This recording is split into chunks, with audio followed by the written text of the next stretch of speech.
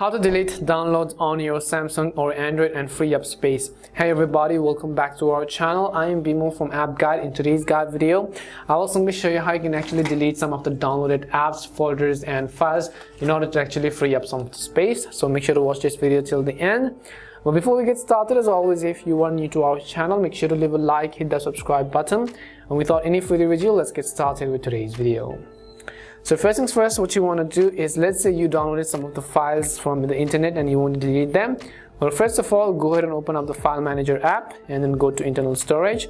Over here you'll find a section which is downloads. Tap on it and basically you'll be able to actually delete some of the files which you've actually downloaded. Tap on the icon and select move to recycle bin, and that is basically how you can delete some of the downloaded files.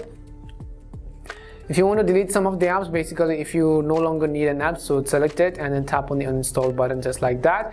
You can just select a particular app and then tap on uninstall and go ahead and simply uninstall this application as well, just to free up some of the storage and space that's left on your Android smartphone. There will basically be many of the apps that you don't really use on your daily basis, so I would recommend you to go ahead and uninstall them for a more neater and cleaner look on your smartphone as well.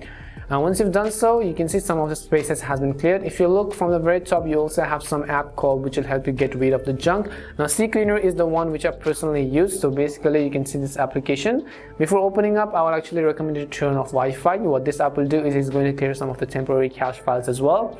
So I'll tap on the finish cleaning button and I'll tap on the clear button which you see, and as you can see it says cleaning the junk, and once you've done so, basically that particular app is going to clean all of the junk files as well.